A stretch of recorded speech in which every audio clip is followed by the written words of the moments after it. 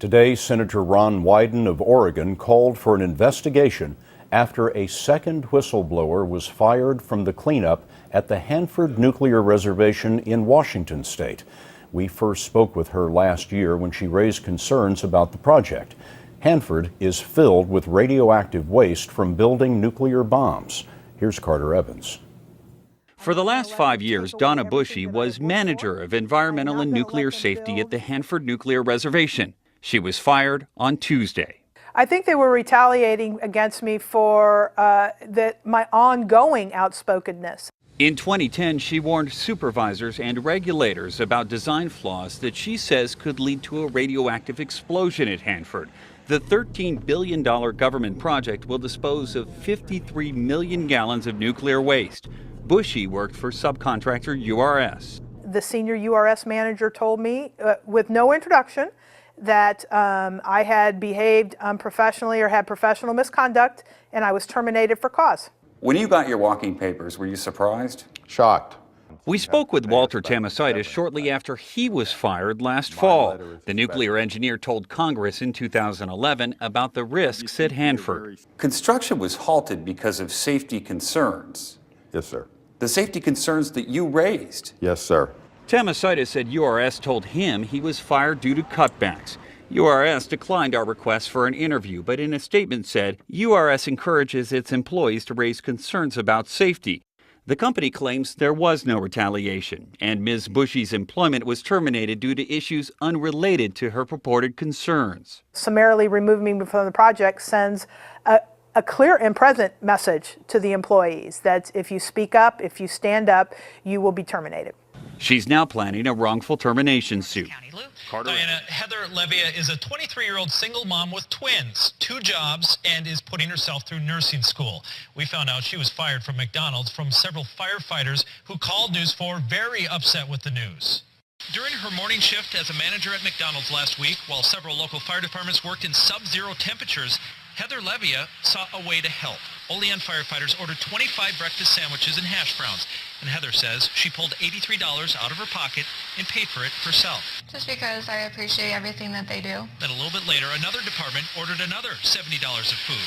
So Heather texted her boss to see if the company would pick up the tab for the firefighters. She thought they might because she says they routinely give free meals to police officers who come in. It's very common in our store. Her boss said no, they don't donate food. Heather called the corporate office and got the same answer. So she and fellow workers again picked up the tab. And when word spread that Heather paid the bill, some firefighters called her boss and complained, thinking the restaurant made Heather feel obligated to pay for their meals. She said, "You opened a whole bee's nest." At her next shift, after 8 years of working for McDonald's, Heather was fired. She says the reason given was she swore at a superior, something she denies. I did say this is freaking ridiculous, but it was not implied to anybody. Allegheny firefighters say they never expect free food, and they're grateful for the gesture. It was a shock. We certainly regret the fact that she lost her job. We can't speak on corporate policy because we don't know the background of it. It was a sad affair because the gentleman lost a home, and it's even worse now that we know that this gal apparently lost her job because of it. It's just wrong. I wish that the communities would change and help each other out. Brave mom takes aim to protect her family from home invaders busting down the door.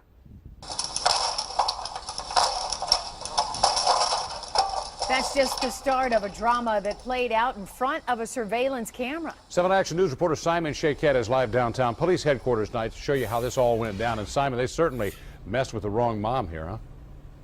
This mom was prepared to do anything to defend her young, and remarkably, it was all caught on video. Take a good look at the 3 teenage punks caught here on surveillance video. They don't know it yet, but they've picked the wrong home to rob. They break down the door and race in, only to find the mom inside, locked, loaded, and about to pull the trigger of this rifle.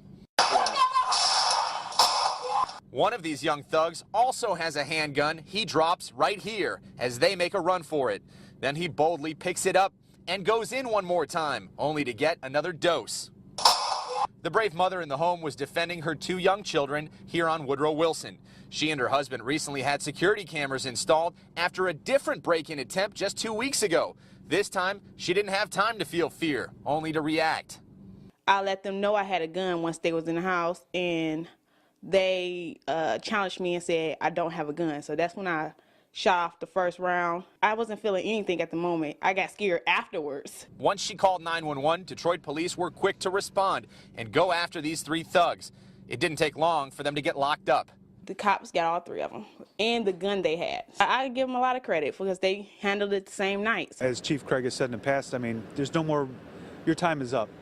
We don't have any more patience for criminals in this city. We will get you, we will find you, and you will go to jail. We don't know exactly what these lowlifes came to steal, but one of the children inside knew Mom would protect her and her valuables at all costs. She said, "Oh no, Mommy, I don't want them to take my piggy bank or my toys."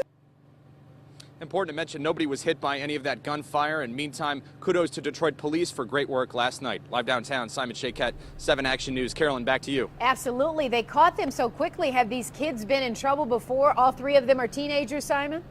Yes, they have. They are familiar to police, and they're certainly taking that into account. They will be charged Reserve soon. economist Mike Duker was found dead in an apparent suicide near Tacoma, Washington.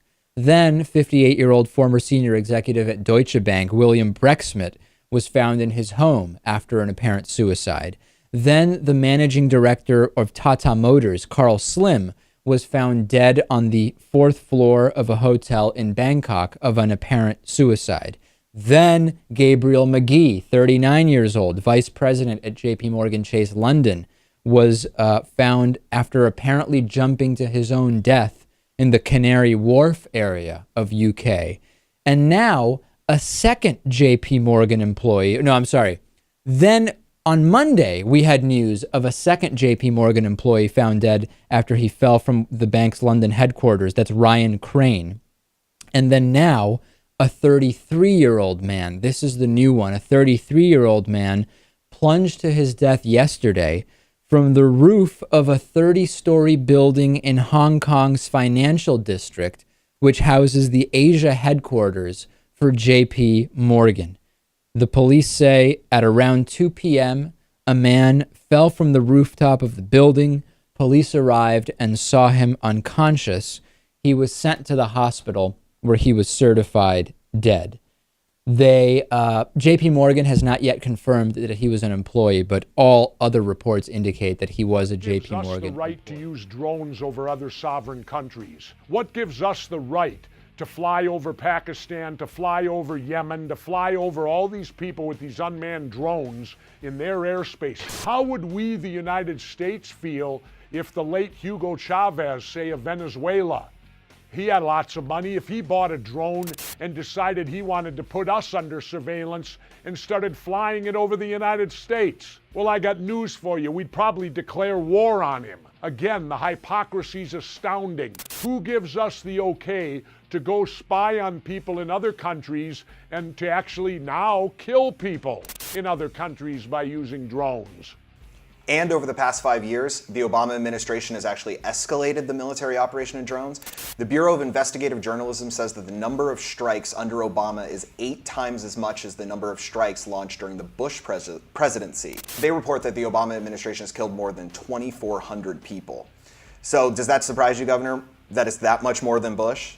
Yeah, it does. And this is for a guy that won the Nobel Peace Prize. Anybody see something wrong with this? The Nobel Peace Prize, and he's killed 2,400 people with drones? Where are we killing these people? Have we declared war? So in other words, the United States can take a drone, go into any country, Canada, Mexico, China, Russia, Pakistan, the Middle East, you name it, and we can kill people with a drone? I don't get that. I'm really lost on that, because we certainly wouldn't allow anyone to do that to us, would we? Let's get to the documents regarding WikiLeaks. So the first one here that you released on your site says that GCHQ was secretly monitoring visitors to a WikiLeaks site. Tell us a little bit more about that. You know, it's interesting. One of the fears that I often hear from people, and this is even before we, is that if they use the internet for purposes that the government dislikes, such as supporting groups that the government considers dissidents or reading material that the government considers subversive, that they're going to end up on some government list somewhere that they could be subject to being targeted in some way. And you know, if you first listen to those kind of concerns, there may be a tendency to dismiss them as conspiracy or paranoia. And yet what this document reveals is that the GCHQ is doing exactly that. WikiLeaks is an organization that has never been charged with any crime, let alone convicted of one. And yet here's the GCHQ collecting very invasive personal information, including IP addresses of people who have done nothing wrong, who have simply visited the WikiLeaks website, whether that's to submit material to WikiLeaks or to read the material that they've published or to support the organization or simply out of curiosity. You have the GCHQ using their access to the international fiber optic cables that carry internet activity through them, exploiting that access to collect information on individuals for the crime of visiting the WikiLeaks website. I think it's incredibly concerning, troubling, to have a government targeting people by virtue of their legal political activity online. Now, the third document, Glenn is back with us now, it shows that the NSA was pushing for WikiLeaks to be designated as a malicious foreign actor. What exactly does that mean, Glenn? And what would that have allowed them to do? Interestingly, the NSA document itself actually acknowledges that that term is pretty ill-defined, which then vests the agency with lots of discretion about who should receive that designation.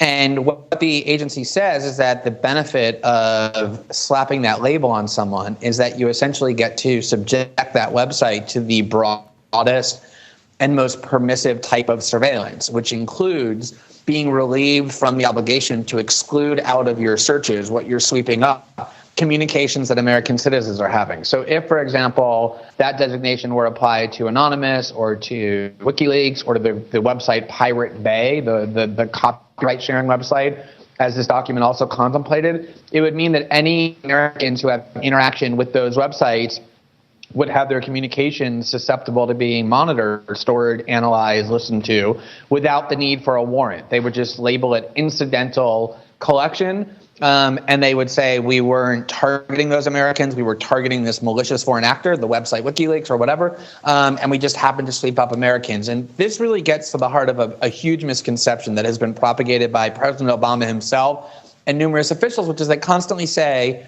we don't listen to the conversations of Americans without warrants. Now, the premise of this is kind of warped in itself, right? Which is that, well, as long as we're only doing it to foreigners, as long as we're only invading their privacy, nobody should really care. But the statement itself is just false.